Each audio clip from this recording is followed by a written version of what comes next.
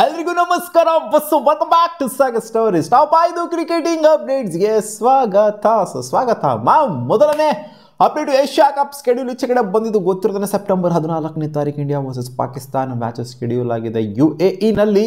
So ಈ ಮ್ಯಾಚ್ನ India in case ಏನಾದರೂ Indian team boycott ಮಾಡಬೇಕು, ಆ ದಿನ ಹೋಗ್ಬಿಟ್ಟು ಗ್ರೌಂಡಲ್ಲಿ ಪಾಕಿಸ್ತಾನದವ್ರಿಗೆ ಮಾನ ಮರ್ಯಾದೆ ಕಳಿಬೇಕು ಅಂತ ಬಾಯ್ಕಾಟ್ ಮಾಡ್ಕೊಬೇಕು ಅಂತ ಅನ್ಕೊಂಡ್ರು ಅಂತಂದರೆ ಒಬ್ಬೊಬ್ಬ ಪ್ಲೇಯರ್ಸ್ಗಳು ಸ್ಟೋರಿ ಹಾಕೊಂಡು ಸ್ಟೇಟಸ್ಗಳು ಹಾಕೊಂಡು ಟ್ವೀಟ್ಗಳನ್ನ ಮಾಡಿಕೊಂಡು ನಾವು ಬಾಯ್ಕಾಟ್ ಮಾಡ್ತಾ ಇದ್ದೀವಿ, ಪಹಲ್ಗಾಮ್ ಅಟ್ಯಾಕು, ಪುಲ್ವಾಮಾ ಅಟ್ಯಾಕ್, ಅದು ಅಟ್ಯಾಕ್ ಇದು ಅಟ್ಯಾಕಿಂದ ಕಾರಣಗಳಿಂದ ನಾವು ಬಾಯ್ಕಾಟ್ ಅವತ್ತು ಮಾಡ್ತಿದ್ದೀವಿ ಅಂತ ಕೂತ್ಕೊಂಡ್ರು ಅಂತ ಅಂದರೆ ಅದೆಲ್ಲ ಆಗೋದಿಲ್ವಂತೆ. ಸೊ ಬಾಯ್ಕಾಟ್ ಗೀಕಾಟ್ ಎಲ್ಲ ಸೀನೇ ಇಲ್ಲ. ಅಂದರೆ ಲೆಜೆಂಡ್ಸ್ ಲೀಗಲ್ಲಿ ರೀಸೆಂಟಾಗಿ ಇಂಡಿಯನ್ ಟೀಮು ಬಾಯ್ಕಾಟ್ ಮಾಡಿದ್ರು, ಮ್ಯಾಚ್ ದಿನವೇ ಪಾಕಿಸ್ತಾನ ಎಗೇನ್ಸ್ಟು ಬಾಯ್ಕಾಟ್ ಮಾಡಿದ್ರು. ಆ ಥರ ಏನಾದ್ರು ಅಲ್ಲಿ ಮಾಡಬೇಕು ಅಂತ ಅಂದ್ಕೊಂಡಿದ್ರೆ ಅದು ಆಗೋದಿಲ್ಲ ಅಂತ ಮುಂಚೆನೇ ಇವಾಗ ಚರ್ಚೆ ಆಗೋಗ್ಬಿಟ್ಟಿದೆಯಂತೆ. ಸೊ ಆದ್ದರಿಂದ India versus Pakistan match boycott ಗೀಕಾಟ್ ಏನೂ ಆಗೋದಿಲ್ಲ, ಇಂಡಿಯಾ ಆಡ್ತಾರೆ. ಅಪ್ಡೇಟ್ ನಂಬರ್ 2, AB ಡಿವಿಲಿಯರ್ಸ್ ಮಾತಾಡಿದರೆ RCB ಟ್ರೋಫಿ ಗೆಲ್ತಾ ಇದ್ದಂಗೆ ವಿರಾಟ್ ಕೊಹ್ಲಿ ಒಂದು ಕಡೆ, ಆ ಕಡೆ ಈ ಕಡೆ ಕ್ರಿಸ್ ಗೇಲ್ ಜೊತೆಗೆ AB ಡಿವಿಲಿಯರ್ಸ್ ನಿಂತ್ಕೊಂಡು ಟ್ರೋಫಿ ಎತ್ತಿದ್ದು ಆ ಕಣ್ಮುಂದೆ ಕಟ್ಟಿದ ತಕ್ಷಣ ಯಾರು ತಾನೇ ಮರೆಯೋಕ್ಕಾಗುತ್ತೆ ಗುರು.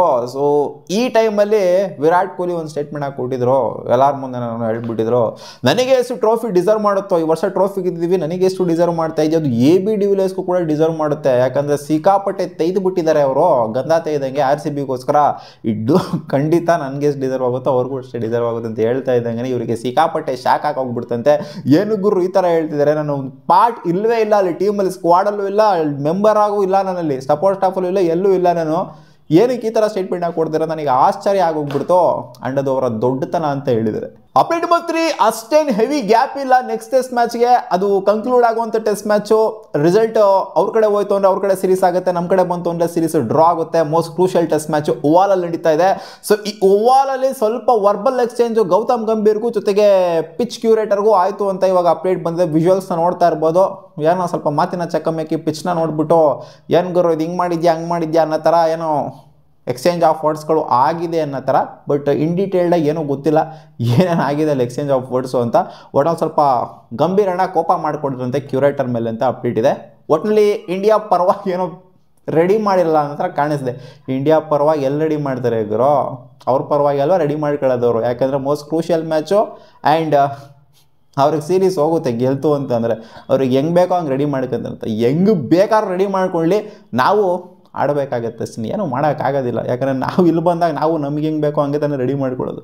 Update number 4, Indian team related update.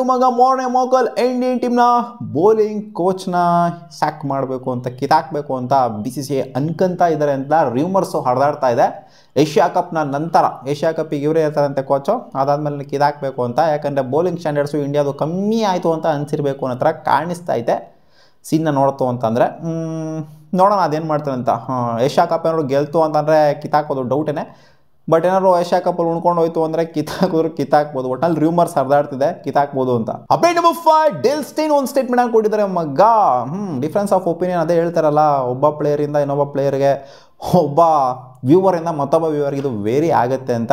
ಇಲ್ಲಿ ಇವ್ರು ಹೇಳ್ತಾ ಇದ್ದಾರೆ, ಇಂಡಿಯಾದ ಉದ್ದೇಶ ಏನಾಗಿತ್ತು ಮೇನಾಗೆ, ಡ್ರಾನೇ ತಾನೇ ಇಂಡಿಯಾದ ಮೇನ್ ಉದ್ದೇಶ ಆಗಿತ್ತು.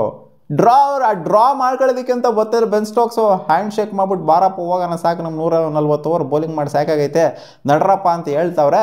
ಇಲ್ಲಿ ಇವ್ರಿಗೆ ಏನಾಗಿತ್ತು, ಡ್ರಾನೇ ತಾನೇ, ಡ್ರಾಗೋಸ್ಕರ ತಾನೇ ಆಡ್ತಿದ್ದವ್ರು, ಏನು ಗೆಲ್ಲೋದಕ್ಕೋಸ್ಕರ ಆಡ್ತಿದ್ರು, ಡ್ರಾಗೇನೆ ತಾನೇ ಇದ್ದಿದ್ದು ಇಂಡಿಯಾದ ಮೇನ್ ಉದ್ದೇಶ. ಅಲ್ಲಿ ಡ್ರಾ ಆಯಿತು ಅಂತ ಬರ್ರಿ ಅಂತ ಕರಿತಾ ಇದ್ದಂಗೆ ಇವ್ರು ಬರಬೇಕಾಗಿತ್ತು. ಬೆನ್ ಸ್ಟೋಕ್ಸ್ ಏನು ತಪ್ಪು ಮಾಡಿಲ್ಲ, ಅಲ್ಲಿ ಆಫರ್ ಮಾಡಿದರೆ ಅದನ್ನು ಅಕ್ಸೆಪ್ಟ್ ಮಾಡ್ಕೊಂಡು ಇಂಡಿಯಾ ಹತ್ರ ಅಮಿಕಮ್ ಬರಬೇಕಾಗಿತ್ತು ಅಷ್ಟೇ ಅಂತ ಇಲ್ಲಿ ಡೇಲ್ ಸ್ಟೇನ್ ಹೇಳ್ತಾ ಇದ್ದಾರೆ. ಇಲ್ಲಿ 100ಗೋಸ್ಕರ ಒಬ್ಬೊಬ್ಬರು ಇಂಡಿವಿಜುವಲ್ ಮೈಲ್ಸ್ಟೋನ್ಗಳಿಗೋಸ್ಕರ ಆಡೋದಕ್ಕೆ ಹೋಗ್ಬಾರ್ದು, ಟೀಮ್ಗೋಸ್ಕರ ಆಡಬೇಕು. ಟೀಮ್ ಡ್ರಾ ಆಯಿತಾ, ಸರಿ ಆಯಿತು ಬಾಗುರು ಅಂತ ಕರ್ಕೊಂಡು ಹೋಗ್ಬೇಕು ಅನ್ನೋ ಥರ ಇವರೇ ಹೇಳ್ತಾ ಇದ್ದಾರೆ. ಬಟ್ ಡ್ರಾ ಆಗೋದಕ್ಕೆ ನಿಂತ್ಕೊಂಡು ಆಡಿದಂಥ ಪ್ಲೇಯರ್ಗಳು 4 ಜನ ಪ್ಲೇಯರ್ಸ್ಗಳೆಲ್ಲ ಏನಿದ್ದಾರೆ, ಎಸ್ಪೆಷಲಿ ಜಡೇಜಾ ಜೊತೆಗೆ ವಾಷಿಂಗ್ಟನ್ ಸುಂದರು, ಅಷ್ಟೊಂದೆಲ್ಲ ಕಷ್ಟಪಟ್ಟಿದ್ರೆ ಅವ್ರಿಗೆ ಒಂದು ಇಂಟರ್ನ್ಯಾಷನಲ್ ಸೆಂಚುರಿ ಬೇಕು ಅಂತ ಅವ್ರಿಗೆ ಅನ್ಸೋದಿಲ್ವಾ? ಬಿಡಿ, ಇವ್ರಿಗೇನೋ ಅದೇ ಹೇಳ್ತೀನಲ್ಲ, ಡಿಫ್ರೆನ್ಸ್ ಆಫ್ ಒಪಿನಿಯನ್ ಅಂತೂ ಇದ್ದಿದ್ದೇನೆ. ಇವರ ಅಭಿಪ್ರಾಯನ ಇವ್ರು ಹೇಳಿದ್ರು ಅಷ್ಟು. ನೀವು ಕಾಮೆಂಟ್ ಸೆಕ್ಷನಲ್ಲಿ ಹಾಕಿ ನಿಮ್ಗೆ ಏನು ಅನಿಸ್ತು ಅಂತ ಡೇಲ್ ಸ್ಟೇನ್ ಅವರ ಅಭಿಪ್ರಾಯ. ಮತ್ತೆ ಸಿಗೋಣ ಮುಂದಿನ ವಿಡಿಯೋದಲ್ಲಿ. ಗಾಯ್ಸ್ ಇದಿಷ್ಟು ಆಗಿತ್ತು ಟಾಪ್ 5 ಕ್ರಿಕೆಟಿಂಗ್ ಅಪ್ಡೇಟ್ಸ್. ನಿಮಗೆ ಈ ವಿಡಿಯೋ ಸ್ವಲ್ಪ ಇಷ್ಟ ಆಗಿತ್ತು ಅಂದರೆ ಒಂದೇ ಒಂದು ಲೈಕ್ ಉದುರಿಸಿ.